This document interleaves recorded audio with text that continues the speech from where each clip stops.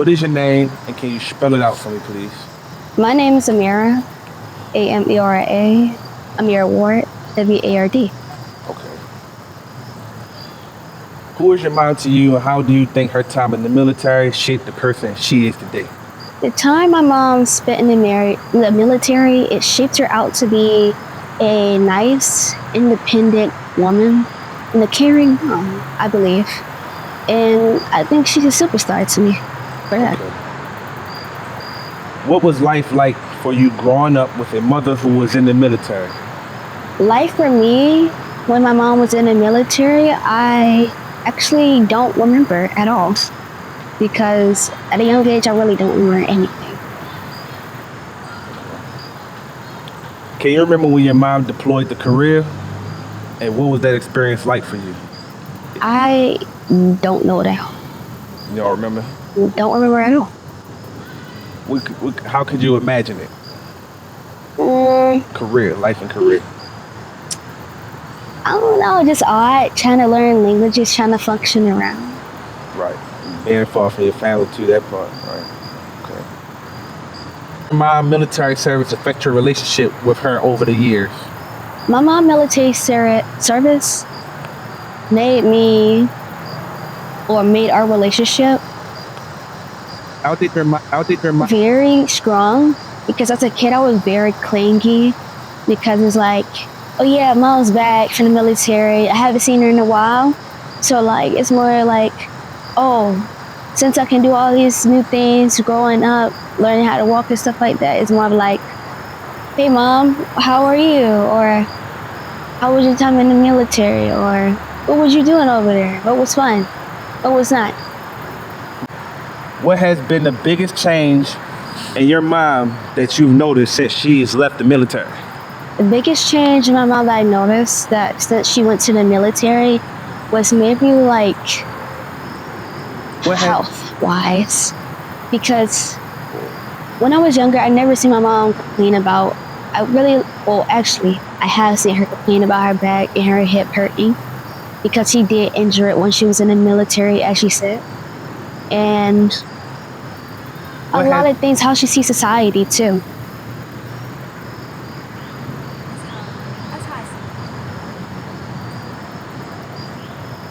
You got anything else you want to add on? Okay. How do you feel about the living conditions your family is currently experiencing? What made me decide to interview myself was life, resiliency, just pure, like, just, I'm not gonna quit and give up. Of course, you know, the project had called for 2 people outside of me. I got 2 people, and one was able to come through, but the other one, you know, due to personal reasons, of course, between us, you know, they didn't want to do it no more. So I understood, and it was nothing I could do. Tried to get other people, had days, but I couldn't, and nobody wanted to do nothing. It's just me. It's just, it is what it is. I can't force people to do something they don't want to do. So I kind of had gave up. Life already been lifing, and I already been kind of like, I'm about to quit school and just focus on work. But then I kind of had an episode at work, honestly, and I just quit. So I was like, well, I mean, it looked like I just got schooled. So I kind of been coming around like, all right, let me just focus. And I know I gave up, and I was like, you know, I'm gonna just skip this class and try to call and see if I can just drop it and do it again. But I'm like, you know what? I'll salvage it, see if I can get past it because, yeah, I know the mark on my report card is not gonna be an A. And my last classes haven't been A's. I just been kind of getting by because life kind of hit me, but it's been hitting me, but it's been heavier. And now, you know, as you can see, I had this background. It's because that's my life right there. That's everything I own right there. So, you know, I've been living on the road on the go. I got lucky to even have this space to do this. So, appreciative. You know, pretty much it's just me in school and this camera. So, I'm like, hey, I gotta do it. Even if I fail, I'm like, you're gonna fail anyway. So at least fail with effort. Fail doing something, interviewing yourself. You know what I'm saying? Fail interviewing yourself. I said I'll do that at least. I was like, I'll go out in a blaze of glory. So, that's what made me interview myself. It's the fact that I'm not gonna quit. Now this really all I got, so I might just give it this because I need to get in where I need to fit in because I feel like my reality won't even click until I'm just completely immersed in cinematography, even if it's just being a writer. So that's what I really want to be. All right, good question. Well, when I say I think I'm from Baltimore, Maryland, that's just more like me questioning where I'm from overall. But really, I shouldn't even have those questions, but they put it in your mind with religion and this and that, culture.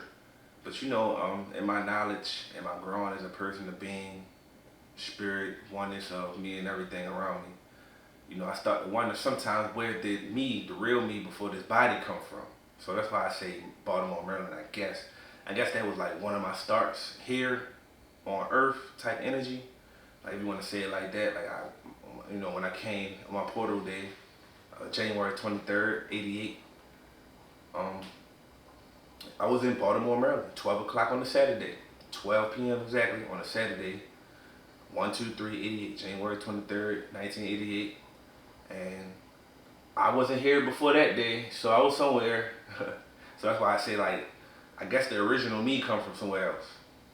The real me that's running this body. This body's temporary. One day it'll be gone. It's just me. And yeah, like that.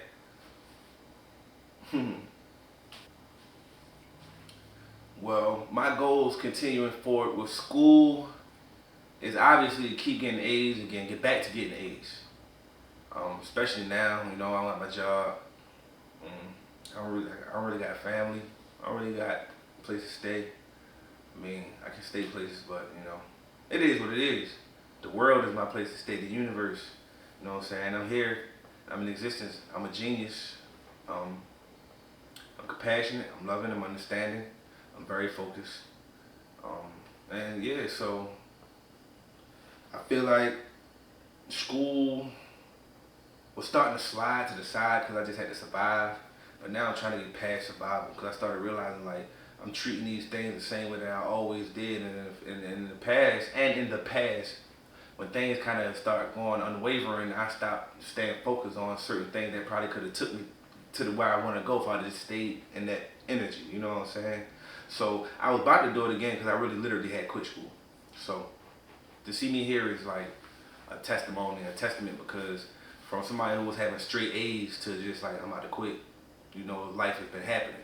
But all those things are happening for a reason. So I think it's here for me to do stuff like this and to have my moment. Sorry, that was on camera. I think it's here for me to do stuff like this and have my moment. You know what I'm saying? Of just expressing, having expression, being an individual in the universe with my own ways of thinking. I have similar ways of thinking like others, but not that much. Well, I ain't gonna say that because we think in the same language if you're in English or whatever the case may be. So, but I mean, y'all know what I'm saying. I just try to find my own way of articulating everything, putting it my way together. So, school is gonna be school. My goal is to like get A's and hopefully it take me to a great career. Or really, I want the career before that. I'm ready now. So like, I got a job. So if y'all watching these teachers, right here, I could be on-screen talent or off. I don't want to be no actor, but more like a personality TV show host or something like that. Sound like that. I mean, I don't know. I just know really I want to write. That's what I do know. I want to write like non-stop. But other than that, everything else is whatever. I just feel like I'm an ideas man. Like just send me some way, let me come up with ideas. It don't matter if it's marketing, advertising, or an idea how to come up with a solution for this or that. Whatever it is, just I got ideas for everything. PR, or how to re-enter yourself, or how to clean up some bad publicity or spin it. I'm good at that kind of stuff because I'm just so creative. I got ideas and universes in my mind, so I really want to just write and write some more ideas and write and ideas some more. But yeah, so that's what I think school. My biggest obstacle creating this documentary thus far has just literally been creating a documentary, if that makes sense. Or can I say life? Because like life is what's been kind of in a way, like personal problem, outer personal problems, all kinds of different things that's just been hindering the process to the point where I was just like, you know what? I give up, like whatever. And like a couple blemishes made me say enough. Like, man, if I can't get through it perfect, well, I don't need to do it. It's not the right attitude to have. So, the biggest obstacle is obviously me, the inner me, staying on the prize. So the biggest obstacle I have thus far with school is me, the inner me. Because the outer things that's happening to me, I be letting them hinder me from getting my things done, whether it's working too much and or doing this or not having a stable place to lay or stay or having stable love or whatever the case may be. It's just life hasn't been stable for me. I haven't been having my mind in a stable place either to really focus on being creative like I want to, because I'm too busy trying to create a better reality and living situation for me now. Rather than school is kind of like delayed gratification, which I don't mind working for, but you know, sometimes you just be in your mode when you just be like, delay, I need it right now, you know? So a lot of times that's just what it is. That's just holding me back, is outer life and not being able to pull and muster more energy to focus and be creative in school like I need to be, to show y'all that I am who I am, what I am. And that's the best idea writer, or one of the most creative people in the world that the world have ever had or seen exist, and or is in existence and will never be in existence until I bring it in existence, because it's me. So it just don't exist until I make it exist. And you know, talking about it can't just be talking about it, it's just talking about it. But that's where it's starting to manifest, and I know that for a fact. So just be ready, because Camelot is coming. Keywan Bowens, aka Camelot Spielberg, aka whatever y'all want to call me. Just don't not call me at all. AKA call me weird, but don't call me woke. I'm telling you, I'm coming. I'm here. I'm here. So get ready. Get ready. That's a good question. I feel like I conquered them, and it's really it's an end. Like, this a happy story. No matter if at the end of this I still go sleep on the couch or sleep in the bed with strangers or whatever the case may be, I'm still going to be alive and willing and ready to keep pushing forward. That's a good question. In my mind, I feel like it's already conquered. Everything is already conquered, because everything that comes is just like something to make you get better, make you to see, stretch your mind, to learn and evolve and to grow off of. To learn and adapt and adapt and to learn and grow and adapt and adapt and to grow and learn and adapt. Because, you know, it's like if we was living in our natural essence in nature, we wake up and work every day. We had to work and gather for our food if we wasn't hunters. And if once we learned the ability to hunt and kill for what we need to eat, which we don't have to, then we would be hunters as well. So it's like, it's still a process. And so when we was just gatherers, you had to learn which berries was good and not. So you probably had to eat poison berries and know it's poison. But I doubt they'd be like, oh, it's this, it's that, life is that, I'm depressed and life is over. No, they just like, all right, I ate that poison berry, don't go there no more. If you choose to keep eating the poison berry, then obviously it's just something a little off about you. You need to probably find your priorities. But, I mean, yeah, it's always conquered. I've conquered it. And this story, yes, it's a, you know, act 1, act 2, and act 3, like all our lives and stories.